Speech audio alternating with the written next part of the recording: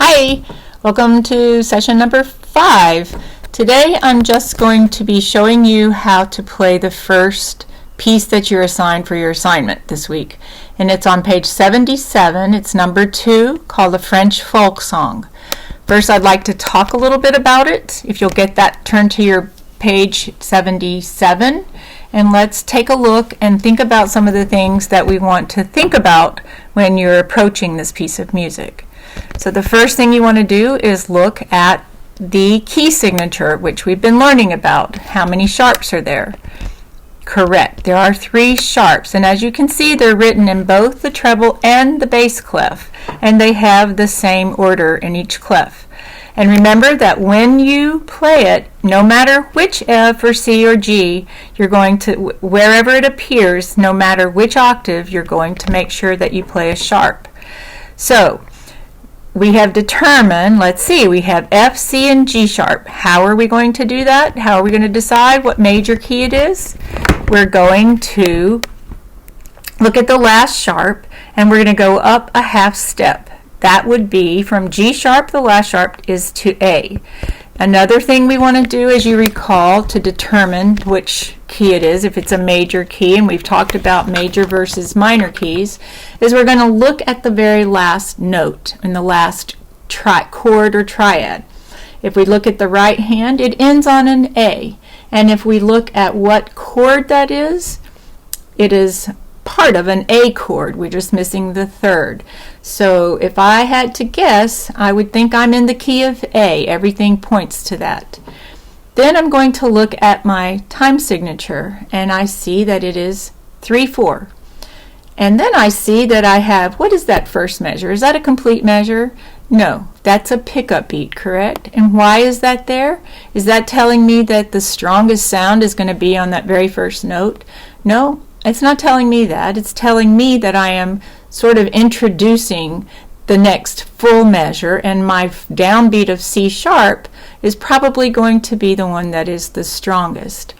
Okay, now I'm going to look at my left hand and see what is it doing in the left hand. Well, I only see one hand position, and if you see, they give you the finger numbers for the first, I keep calling it a chord, it's an open fifth, and that would be A is played with finger number 5, and if I go up a fifth, that is the letter E. So that's the only thing I'm going to have to remember.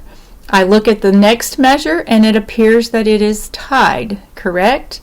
And then I play it again, and then in the last measure of the first line, I just have the single note E. Then I go back down to the second line, and we have the same pattern. All it is an open A to E tied 2 times. So we don't really have to worry very much about the left hand. Let's look at the right hand. What note does it start on, and what finger? Okay, I see that it starts on an A with finger 1. And I think if I were going to start this piece before I ever play it, I would just play my 5-finger pattern, hands together, in the key of A major to get me started, so I have my hand position where I want it to be. So let's look and see if there are any interesting things going on here. Well, I see that I have a dotted quarter note next to some eighth notes. So I'm thinking maybe it would be a good idea if I tap this out or clap this right hand melody line so that I can start to have a feel for how it's going to sound, so that when I start learning the notes, I'll already have that pattern in my right hand. So let's do that together right now. Ready? I will give you a full measure. Well, I'll give you 2 beats because we're coming in on beat 3. Ready? 1, go.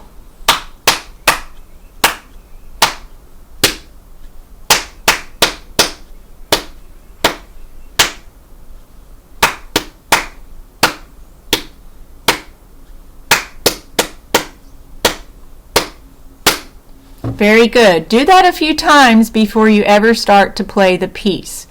So we remember what a dotted quarter note, what the value of that is.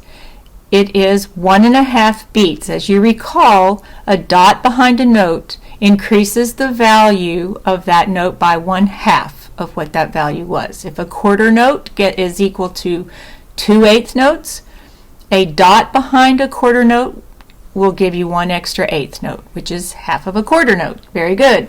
So what is the slur above that meaning to do? It can be a thought. We also think of we want to play that smoothly, legato. But it's a phrase mark that's telling us this is one sentence, and then we're going to play the next sentence. Okay, now let's see, do we see any pattern in the right hand?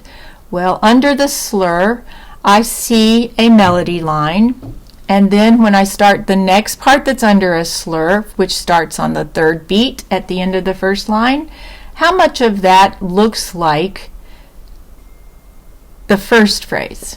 Well, I would say all of it is the same until we get to the last note. And as you recall, we've talked about when you have a phrase, you may end on a chord that is not the tonic, and it's usually the dominant, because that is saying we have this thought, we're not finished, and we want to get home. So that phrase is going to repeat, and then last time it's going to come home to the tonic. So now I'm going to play this for you, and I will bring this down so you can see my hands and show you what it looks like and how it sounds so that you can practice it at home and submit this.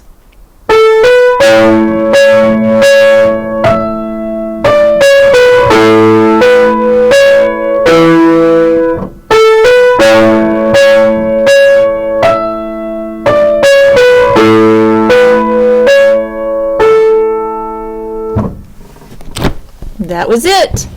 Have fun with it. See you next time.